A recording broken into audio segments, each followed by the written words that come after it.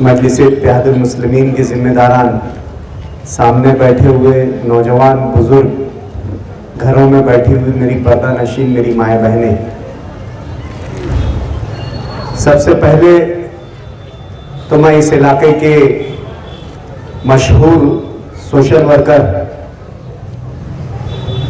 अली जनाब समीर सर को बहुत बहुत मुबारकबाद पेश करना चाहता हूँ कि उन्हें शहर मजलिस-ए-इत्तेहादुल मुस्लिमीन का मीडिया तर्जुमान बनाया गया है और ये ओहदा हक बहकदार रसीद है। समीर सर की सलाहियत और काबिलियत ना कि सिर्फ ये मोहल्ला के लोग जानते हैं बल्कि पूरा शहर जानता है कि एक तालीम याफ्ता सुलझा हुआ शख्स है, तर्जुमानी के लायक शख्स है। आज मजलिस-ए-इत्तेहादुल मुस्लिमीन के जो हमारे जिम्मेदारान हैं, जो सूझबूझ और सलाहियत के मालिक हैं और जिस मिशन और नज़रिए के साथ मजलिस-ए-इत्तेहादुल मुस्लिमीन पूरे शहर भर में और मुल्क भर में काम कर रही है, उसके नज़रिए, उसकी आइडियोलॉजी को देखते हुए ऐसा ही काबिल शख्स मजलिस-ए-इत्तेहादुल मुस्लिमीन को मालेगांव शहर की तर्जुमानी के लिए चाहिए था, जो ना सिर्फ हालात पर नज़र रखता हो बल्कि उसे कई ज़बानों पर उबूर हासिल हो। आज समीर सर एमफिल है, पढ़े लिखे हैं, इंग्लिश ज़बान पर उनका अच्छा कमांड है, साथ ही साथ बड़ी फसीह मराठी बोलते हैं, हिंदी पर उनका अपना पकड़ है। वो ज़बानें जो सरकारी और दरबारी ज़बानें हैं, वो ज़बानों पर महारत हमारे समीर सर जो है रखते हैं। इनकी ये सलाहियतों को देखकर शहर मजलिस-ए-इत्तेहादुल मुस्लिमीन के जिम्मेदारान ने उन्हें जो है तर्जुमान का ओहदा दिया है और आज समीर सर बखूबी जो है मजलिस की तर्जुमानी शहर भर के सामने कर रहे हैं। दोस्तों, मजलिस-ए-इत्तेहादुल मुस्लिमीन, हम बारहा कहते हैं कि ये ना सिर्फ एक सियासी जमात है बल्कि ये एक नज़रिया है, ये एक तहरीक है। आज मुल्क की सियासत के जो हालात हैं, जिस तरीके के हालात आज मुल्क की सियासत के हैं, उसमें मजलिस-ए-इत्तेहादुल मुस्लिमीन का कामयाब होना और मजबूत होना ये वक्त की सबसे अहम ज़रूरत है। मजलिस-ए-इत्तेहादुल मुस्लिमीन सिर्फ मुसलमानों की सियासी जमात नहीं है। मजलिस-ए-इत्तेहादुल मुस्लिमीन इस मुल्क के उन तमाम तबकात की नुमाइंदगी कर रही है जिन्हें 70 सालों से दबाया गया है, जिनके हुकूक की पामाली की गई है, जिनके हुकूक छीने गए हैं, जिनको इस मुल्क में 2 नंबर का शहरी बनाकर रखने की कोशिश की जा रही है। ऐसे तमाम लोगों की तर्जुमानी, ऐसे तमाम लोगों की नुमाइंदगी इस मुल्क में मजलिस-ए-इत्तेहादुल मुस्लिमीन कर रही है। आज इस मुल्क का दस्तूर, इस मुल्क का संविधान, इस मुल्क का कानून इस मुल्क में रहने और बसने वाले तमाम लोगों को आज़ादाना तौर से जिंदगी गुजारने का हक देता है। लेकिन 2014 के इलेक्शन के बाद से इस मुल्क में बड़ी तेजी से ये कोशिश की जा रही है कि इस मुल्क का जो आईन है, जो संविधान है, जो दस्तूर है, जो कॉन्स्टिट्यूशन है, उसको बदल कर रख दिया जाए और किसी एक खास मजहब के मानने वालों को इस मुल्क को तोहफे के तौर पर दे दिया जाए और इस मुल्क में बसने वाले दूसरे तमाम मज़ाहिब के लोग या तो 2 नंबर के शहरी हो जाए या उनको वो तमाम हुकूक उनसे वापस ले लिए जाए जो इज्जत और वकार के साथ उन्हें जिस मुल्क में जीने के लिए दिया गया है। आज ये लड़ाई बहुत बड़ी है।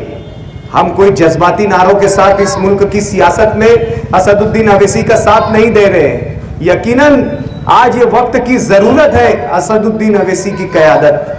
आज उनका मिशन, उनका नजरिया ये है कि इस मुल्क की क़यादत, जिनकी अपनी जमात है, जिनके अपने मसाइल है, जिनकी अपनी कौम है, जिनकी अपनी तकलीफें हैं, उनका लीडर भी उनके बीच में से आकर उनकी नुमाइंदगी करना चाहिए। आज हमारे मजहबी शरई मसाइल हैं जो पार्लियामेंट के जरिए आज हमसे छीने जा रहे हैं। ऐसे मसाइल पर जब नुमाइंदगी की बात आती है, जिन्हें हम सेक्युलर कहते हैं, अपना निजात दहिंदा कहते हैं, अपना मसीहा कहते हैं, ऐसे लीडर हमारी नुमाइंदगी के टाइम या तो हॉल से नदारद हो जाते हैं या फिर गैर जानिबदार हो जाते हैं। जहां हमें उनकी नुमाइंदगी की जरूरत होती है, जहां हमें उनकी मसीहाई की जरूरत होती है, जहां हमें उनकी रहबरी की जरूरत होती है, जहां हमें उनकी रहनुमाई की जरूरत होती है, जहां हमें ये लगता है कि ये आज आगे बढ़कर खड़े होकर ऐवान में ये हमारे हुकूक का तहफ़्फ़ुज़ करेंगे, हमारी शरीयत का तहफ़्फ़ुज़ करेंगे, हमारे मसाइल से हमें निकालेंगे और हमें बावकार जिंदगी के लिए खड़ा करेंगे, ऐसे वक्त में या तो वो खामोश हो जाते हैं या फिर गैर जानिबदार हो जाते हैं। उनकी पार्टी पॉलिसी ऐसी होती है कि मुल्क के अक्सरियती तबके को वो नाराज नहीं कर सकते। इस मुल्क के 80% जो आबादी बसने वाला अक्सरियती तबका है, उसको वो इन कवानीन के हिमायत में जाकर उन्हें जो है नाराज नहीं कर सकते। जब इन्हें वोट लेना होता है, जब इन्हें इक्तिदार बनाना होता है, जब इन्हें कुर्सियों पर बैठना होता है, तो हर कोई त्यौहार में ये हमारे बीच में तशरीफ लाते हैं तो टोपियां पहन लेते हैं, रुमाल रख लेते हैं। कोई बात होती है तो शीरखुरमे की पार्टी रख लेते हैं, अफ्तार की पार्टी रख लेते हैं। लेकिन जब शरीयत पर आंच आती है, जब कानून एनआरसी का बनता है, जब एनपीआर का बनता है, ताअद्दुद अज़वाज के बारे में कोई मसवदा अगर पार्लियामेंट में रखा जाता है, तो ऐसे तमाम लोग जो हमारे बीच में आकर शीरखुरमा खाते हैं, हमारी खजूरों से अफ्तार खोलते हैं और हमारे दिखावे के मुसलमान और उनके हमदर्द बनने के लिए टोपियां और रुमाल रखते हैं, ऐसे तमाम लोग जो है हमारे मसाइल के लिए वक्त गायब हो जाते हैं। यही बुनियादी वजह है कि मजलिस इत्तेहादुल मुस्लिमीन का परचम लेकर बैरिस्टर असदुद्दीन अवैसी मुल्क के कोने कोने में जा रहे हैं और कह रहे हैं कि अपनी नुमाइंदगी, अपनी रहबरी आप खुद पैदा कीजिए, आपके बीच में से आपके नुमाइंदे चुनकर दीजिए, आपके मजहब के, आपके अकीदे के मानने वाले लोग चुनकर दीजिए, ताकि वो ऐवानों में खड़े होकर सही तरीके से तुम्हारी नुमाइंदगी कर सके। इन तमाम बातों को बुनियाद बनाकर आज मजलिस इत्तेहादुल मुस्लिमीन निकली है। अगर कोई हमें वोट कटवा कहता है, कोई ये कहता है कि मजलिस के आ जाने से फला पार्टी को फायदा होगा, कोई ये कहता है कि ये सेकुलर पार्टियां गिर जाएगी, आज 2014 से मुसलसल इस मुल्क की तमाम सेकुलर पार्टियां जो कभी सत्ता पर बुरजमान थी, हमारी वोटों की वजह से मजलिस इत्तेहादुल मुस्लिमीन ने पूरे मुल्क में इलेक्शन नहीं लड़ा, लेकिन आप देख रहे होंगे कि बतदरीज इनकी वोटें कम होती जा रही है। ये जहां हिंदुस्तान भर में जो राज करते थे, आज चंद रियासतें बची है, चंद इलाके बचे हैं। कोई ऐसी पार्टी का नुमाइंदा खड़े होकर इस मुल्क में उमूमी सतह पर खड़े होकर आकर बोल दे, आवामी स्टेज से खड़े होकर बोल दे कि हम इस मुल्क में मॉब लिंचिंग को रोक देंगे, हम इस मुल्क में एनआरसी जैसे और जो शरीयत में मुदाखलत जैसे कवानीन है इसको खत्म कर देंगे, हम शहीद होने वाली मसाजिद को दोबारा तामीर कर देंगे, हम इस मुल्क के अदलिया के निजाम को बेहतर बना देंगे, हम इस मुल्क में वो तमाम हुकूक देंगे जो इस मुल्क के हर बाशिंदगान का हक है। ऐसी कोई जमात अगर आकर खड़े हो जाए तो मैं असदुद्दीन अवैसी को या इम्तियाज जलील को या डॉक्टर खालिद को या मुफ्ती मोहम्मद इस्माइल को खड़े होकर अपनी कौम और अपनी मजहब और अपनी मिल्लत की बात करने की कोई जरूरत नहीं है। आज हमारे हुकूक पर शफकू मारा जा रहा है, इसलिए हमें निकलना पड़ रहा है। हर तरीके के हालात आप लोगों के सामने और वाजे है। अब हम सियासी गलतियां नहीं कर सकते। हम उन सियासी जमातों पर जिन्होंने बतदरीज 70 सालों में हमें पसमानदगी की तरफ ढकेला है, हम दोबारा ऐसे उनके खोखले नारों और वादों में नहीं आ सकते। हमें मजबूती के साथ एक यकजा होकर इत्तेहाद के साथ हमारी खुद की अपनी नुमाइंदगी कायम करना होगा, ताकि हम गली से लेकर दिल्ली तक हमारे खुद के मसाइल हम खुद हल कर सके। आज हालात ये है मालेगांव कॉरपोरेशन के इक्तिदार के लालची लोग इक्तिदार की लालच में जो हमारा नजरिया है, जो हमारा हक है, उसे चूर चूर कर रहे हैं। आज जिन्हें इक्तिदार इतना अजीज है कि वो इस कौम की, इस मुल्क की, इस शहर की, इस इलाके के बसने वालों के लोगों की बुनियादी सहूलतों से सौदा कर ले रहे हैं। आज इक्तिदार की लालच में सिर्फ अपना इक्तिदार बचे, खुद मेयर रहे, अपनी बीवी मेयर रहे, आने वाले वक्तों में हमारा नाअहल बच्चा मेयर बने, इस कोशिश में आज आप देख रहे होंगे कि नदी के उस पार इस शहर का, इस कॉरपोरेशन का, जो आपकी गाड़ी कमाई का है, जो आप लूम चलाकर, जो आप चाय बेचकर, जो आप भजिया बेचकर, जो आप पंचर निकालकर, जो आप मेडिकलों में बैठकर जो कमाई से टैक्स भरते हैं, वो तमाम कमाई का ज्यादातर हिस्सा और बड़ा हिस्सा सिर्फ इक्तिदार की लालच में नदी के उस पार दिया जा रहा है। और आज आप बुनियादी सहूलतों से हैरान और परेशान हैं। अपनी सियासत के लिए, अपनी सियासी दुकान चमकाने के लिए, अपनी सियासत के इस्तेहकाम के लिए इस शहर के नौजवानों को गुमराह किया जा रहा है। इस शहर को, नौजवानों को नारा दिया जा रहा है कि आओ शहर बदले, शहर की तकदीर बदले। अरे मैं ये कहता हूं कि ये शहर के नौजवानों को आज सियासी कारंदा बनाने की जरूरत नहीं है, सियासी कारकुन बनाने की जरूरत नहीं है। उन्हें रोजगार की जरूरत है, उन्हें तालीम की जरूरत है, उन्हें अच्छे मुआशरे की जरूरत है।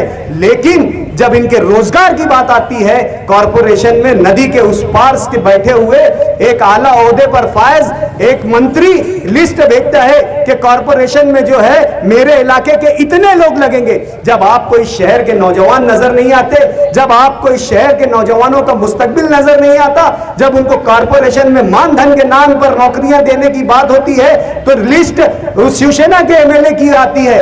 लोग नदी के उस पार लड़ते के लोगों को लगाया जाता है। क्या नदी के इस पार पढ़े लिखे लोग नहीं है? क्या नदी के इस पार इंजीनियर नहीं है? क्या नदी के इस पार डॉक्टर नहीं है? क्या आपके इलाकों में मैकेनिकल इंजीनियर नहीं है? लेकिन ये 70% इलाके को नौकरी देने के टाइम पर फरामोश कर दिया जाता है और इक्तिदार की लालच में, दबाव में आकर पूरा के पूरा उधर के नौजवानों को जो है, आज देख लो कॉरपोरेशन में जाओ तो ऐसा लगता नहीं है कि ये मुस्लिम पहचान रखने वाला, मुस्लिम पहचान रखने वाले, मुस्लिम अक्सरियत वाली कोई शहर की कॉरपोरेशन है। कॉरपोरेशन में के डोर से अगर आप दाखिल हो जाओ तो बमुश्किल ऐसे लोग आपको ऑफिस में मिलेंगे जो अच्छी तरीके से हिंदी या मालेगांव शहर के रहने वालों की बात समझ ले। आज ये कॉरपोरेशन के हालात हैं। ये सिर्फ और सिर्फ इक्तिदार की लालच में हो रहा है और खुलेआम धड़ल्ले से ये बोला जा रहा है कि हमें बहुत ज्यादा शहर में मेहनत करने की जरूरत नहीं है, 15 से 20 सीट लाना है और ऊपर से हमारा इत्तेहाद है। शिवसेना और बीजेपी तो ऊपर से हमारे साथ है, राष्ट्रवादी तो ऊपर से हमारे साथ है। हम 18 और 20 सीट लाएंगे और दोबारा इक्तेदार में आएंगे और दोबारा इसी तरीके से शहर के लोगों की हुकूक की जो है पामाली करते रहेंगे। आज जो जरूरत है आपके लिए, ये शहर जब से कॉरपोरेशन हुदूद में आया उसके बाद से 9 आबादियात यहां पर जो है नई हदबंदी में आई है। आज वो तरक्की को तरस रही है, आज वो बुनियादी सहूलतों को तरस रही है। वो तो आज वैसे के वैसे ही है, लेकिन जो हमारे मरकजी इलाके हैं, जो कभी कामकाज से जो है लेस थे, हर तरीके की सहूलत से लेस थे, आज वो इलाके भी जो है एकदम पिछड़े हुए और खस्ता हाल इलाके हो गए। शहर की कोई ऐसी शाहरा, कोई ऐसी सड़क, कोई ऐसा रास्ता नहीं है जहां हम इत्मीनान के साथ गुजर सके और ये महसूस कर सके कि ये कॉरपोरेशन इलाके की जो है ये सड़क है, ये एक शहर की सड़क है, ये 80 सालों 100 सालों में बसे हुई बस्ती की सड़क है। ये महसूस नहीं होता है। शहर में मसाइल मुंह खोले पड़े हुए हैं। आज गटरों का निजाम इस तरीके से हो गया है कि मरकजी इलाकों में जरा सी बारिश होती है, पानी उबलकर घरों में आ जाता है। आज हम नमाज के लिए पक्के इलाकों में जाते हैं तो नमाजी इत्मीनान लेकर नहीं जाता है कि मैं जिस पानी से आया था वो पानी पाक और साफ था, मेरी नमाज सही हो जाए। ऐसे हालात ये शहर में बरसरे इक्तिदार पार्टी की वजह से, कांग्रेस की वजह से, शिवसेना की वजह से और बीजेपी की वजह से हो गए। आज नदी के उस पार अगर ऐसे गटरों के हालात है तो अंडरग्राउंड ड्रेनेज के लिए मैं बता दूंगा आपको, बजट कॉपी में बता दूंगा, 10 वार्डों के लिए अंडरग्राउंड ड्रेनेज के लिए वहां पर बजट रखा गया है।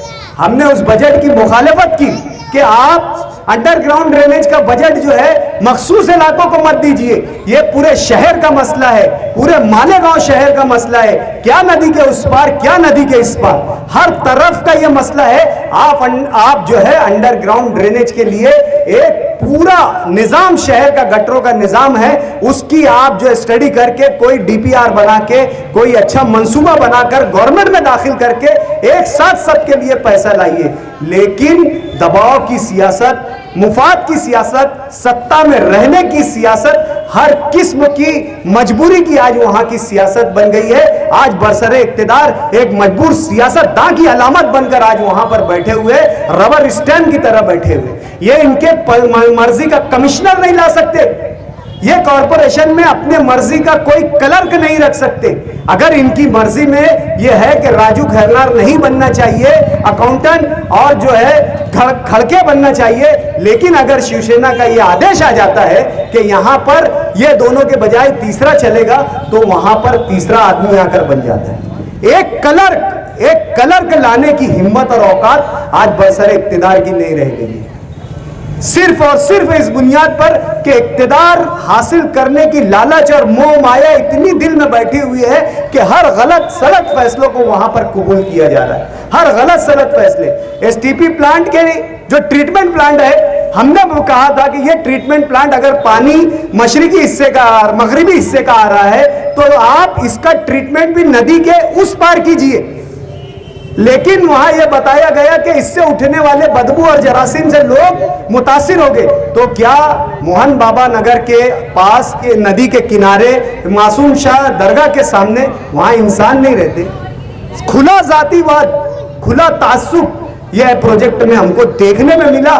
हम सिर्फ एहतजाज करने में रह गए। ऑनलाइन जो है महासभा होती है, हम अगर हमारी बात शिद्दत के साथ कहते हैं तो म्यूट कर दिया जाता है, हमें खामोश कर दिया जाता है। उठकर अगर ये बात हम वहां पर जनरल बोर्ड में जहां चल रही है मीटिंग, वहां अगर जाते हैं तो हम पर पुलिस केस बना दिया जाता है और शहर में ये वावेला और ढिंडोरा मचाया जाता है कि ये बदकलाम लोग हैं, जो है महिला मेयर, खातून मेयर को जो है ये उसके साथ बदकलामी कर रहे हैं। मैं कहता हूं हम जो है किसी खातून के साथ नहीं, हम ओहदे के पास हमारी बात रख रहे हैं। ओहदा चाहे वो कोई खातून हो या कोई जेंट्स हो, ओहदा ओहदा होता है। अगर आपको इतना ही अपनी इज्जत का शौक है, आपको इतना ही पर्दा का शौक है, तो अपनी बेगम को उठाकर अपने घर में बैठाइए या किसी दूसरे जिम्मेदार को बैठा दीजिए। या आपको लगता है कि ऐसे हालात है तो डिप्टी मेयर जो है वो जेंट्स है, उसको बैठाकर मसाइल का हल कर लीजिए। सिर्फ सियासत में वसवसा